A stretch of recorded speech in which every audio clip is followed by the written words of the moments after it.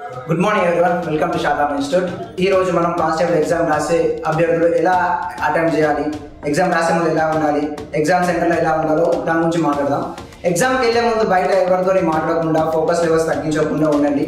Exam సెంటర్లో కూడా పక్కలతో మాట్లాడి డిస్టర్బ్ కాకండి. ఎగ్జామ్ హాల్కి వెళ్ళాక కూల్గా ఉండండి, మంచిగా కూర్చోండి, రిలాక్స్గా ఉండండి.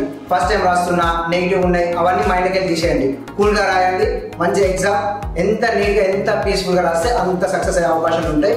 మీకు క్వశ్చన్ పేపర్ ఇచ్చాక ఫస్ట్ మీరు క్వశ్చన్ పేపర్ అన్ని చూడండి. 200 క్వశ్చన్ చూడండి, ట్రై చేయండి. మీ స్ట్రెంత్ సబ్జెక్ట్ అర్థమెటిక్, రీజనింగ్ అయితే రీజన్, జిఎస్ అయితే జిఎస్, అది ఫస్ట్ చేయడానికి ట్రై చేయండి. ఎందుకంటే మార్క్స్ అందులో మిస్ కావు. మళ్ళీ ఫస్ట్ ఆఫ్ ఆల్ 200 క్వశ్చన్ చూడడానికి ట్రై చేయండి. 200 క్వశ్చన్ చూస్తే దాన్ని మనం రెక్టిఫై చేయగలుగుతాం.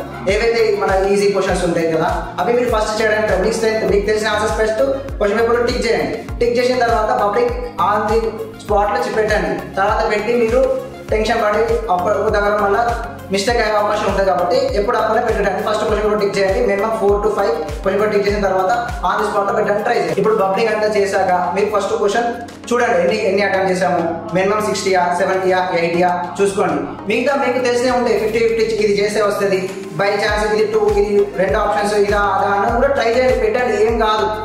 మినిమం మీకు అప్పుడు 80-90 ఉంటే కూడా మీకు కాన్ఫిడెన్స్ ఉంటే అక్కడ ఆపేయండి. కాన్ఫిడెన్స్ లేకపోతే మాత్రం రిస్క్ చేయండి. 130-140 పెట్టినా ఏం కాదు.